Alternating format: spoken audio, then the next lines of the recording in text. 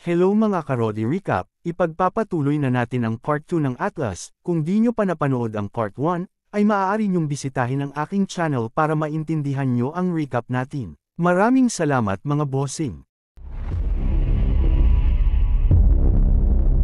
Pagkatapos ay binigyan siya ni Smith ng milk cube na maaaring magbigay ng sustansya para sa kanyang paggaling, na nagpapaalala kay Atlas sa isang doktor na nagbibigay sa kanya ng lollipop. Ang kanilang tsansa ng pag-survive ay medyo mababa at ang tanging paraan upang mapabuti ito ay ang pag-synchronize. At tubiling sumang-ayon si Atlas at inilagay ang device. Samantala si Casca ay lumabas mula sa mga durog na bato at tinawagan si Harlan upang ipaalam sa kanya ang sitwasyon. Matapos ibaba ang tawag, bumalik si Harlan sa pagtutorture kay Elias para i-extract ang Earth's protective field password. Ilang sandali pagkatapos, si Atlas ay patuloy na hindi nakakapag-sync at ipinaliwanag ni Smith na siya ang problema dahil tumatanggi siyang magtiwala sa kanya.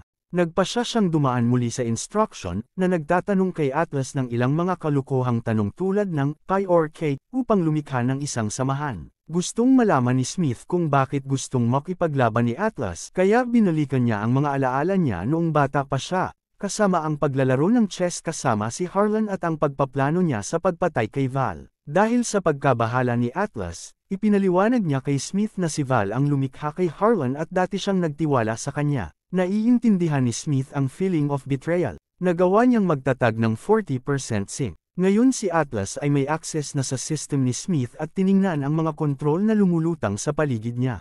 Isang scan ang nagpapakita na sila ay 498 feet sa ilalim ng lupa at sumasang-ayon silang subukang pumasok sa isang subterranean na kuweba upang makatakas. Gamit ang thruster, lumusot sila sa bato at nakarating sa isang malaking magandang kuweba. May 14 hours na lang na battery si Smith at 37 kilometers pa ang layo nila mula sa rescue pod. Kailangan nila ng plano laban sa mga sundalo. Nagkaroon ng ideya si Atlas na kinukumbinsi siya ni Smith na magtulungan para dito, na nagbibigay daan sa pag-improve ng synchronization sa 60%. Hindi nagtagal ay nakahanap na sila ng paraan palabas ng kuweba.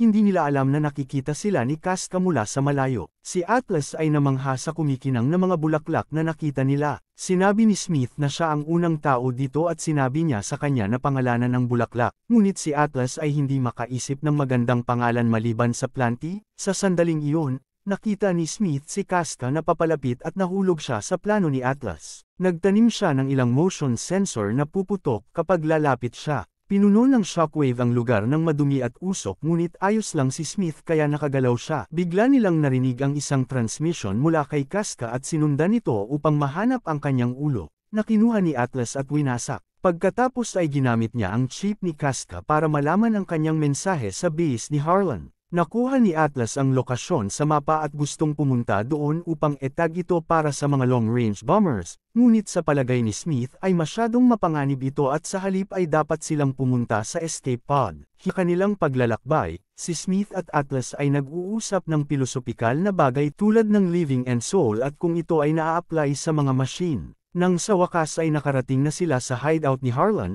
nagulat sila nang makita nila ang napakalaking base at napag-isipang 28 taon nang nagtatago si Harlan para itayo ito, nangongolekta ng mga armas hanggang sa handa na silang lumaban. Naglibing si Smith ng isang beacon sa lupa upang markahan ang lokasyon at sinabi na dapat na silang umalis, ngunit napansin ni Atlas na ang mga bot ay may mga ranger ship at kanilang warhead. Biglang nahack si Smith na dapat ay imposible. Nagsimulang lumapit ang kalaban kaya't sinubukan ni Atlas na tumakas, ngunit ang suit ay halos hindi makagalaw bago ito patayin ng hacker at pabagsakin. Samantala sa Earth, isang sundalo ang nagbigay kay Jake ng mensahe na ipinadala ni Atlas at siya ay nag-activate ng mga emergency protocol. Sandali pagkatapos, si Atlas ay natagpuan na nakahandusay sa base ni Harlan. Nasa malapit ang kanyang suit ngunit hindi sumasagot si Smith. Dumating si Harlan at ipinaliwanag na ang lipunan ay patuloy sa pagwasak ng iba't ibang lahi, kaya't napagpasyahan niyang wasakin na lang ito at bubuo ng mas mabuting mundo. Sinabi din niya na ang lahat ay parte ng kanyang plano mula pa sa simula. Sinadya ni Casca na magpahuli upang makita ni Atlas ang lokasyon at dumating kasama ang buong kasamahan.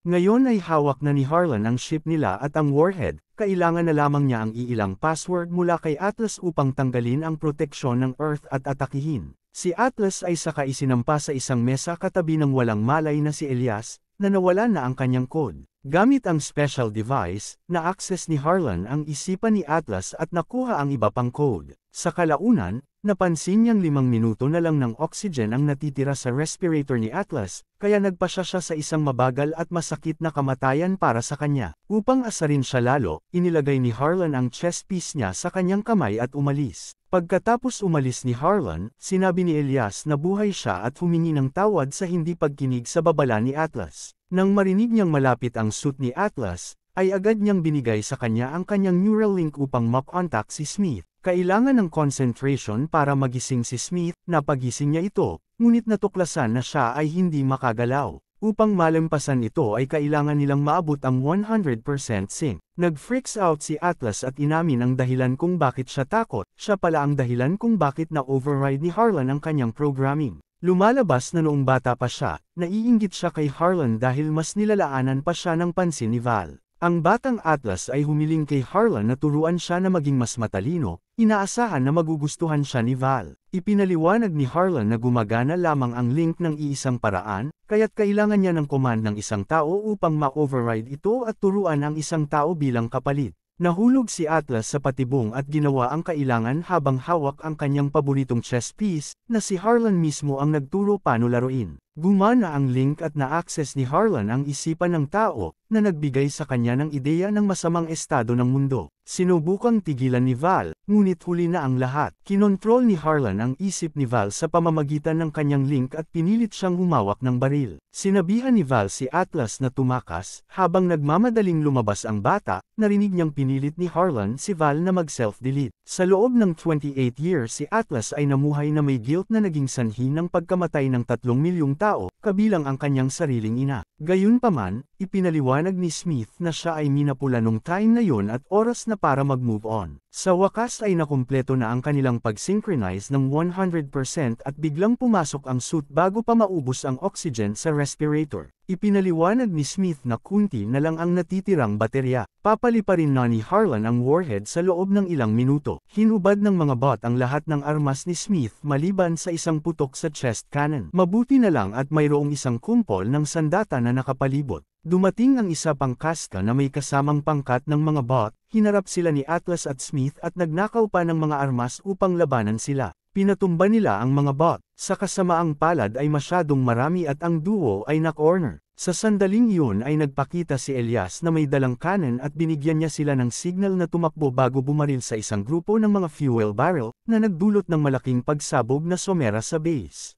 Nakalabas si Smith at Atlas at binaril ang mga bot doon, na sinira ang isang watchtower sa proseso. Mayroong mga defense drones na nagawa naman niyang pabagsakin, ngunit bago niya maabot ang spaceship, lumitaw si Harlan upang i-distract siya gamit ang missile launcher. Kailangan nilang iwasan ang atake at umalis ang spaceship na dala ang warhead. Gusto ni Atlas na pabagsakin ang spaceship, ngunit sinabi ni Smith na ang paggawa nito ay magpapasabog din ng warhead at papatay sa kanila. Gayunpaman, naniniwala si Atlas na si Smith ay kayang i-hack ang warhead upang hindi gumana ito. Kailangan nilang masira ang 5 firewall. Habang si Harlan naman ay patuloy na binaril ang mga ito, si Smith ay kumilos ng mabilis hanggang kaya niya at si Atlas ay nagpasya na barilin na ang spaceship. Isang malaking pagsabog ang nangyari, ngunit hindi sapat para patayin sila. Nagsimulang mahulog ang mga debris sa buong base kaya nagsimulang tumakas sina Atlas at Smith. Sinundan sila ni Harlan at gumawa ng espada at atakihin sila. Siya ay gumalaw ng labis na bilis at pinutol ang isa sa braso ng suit.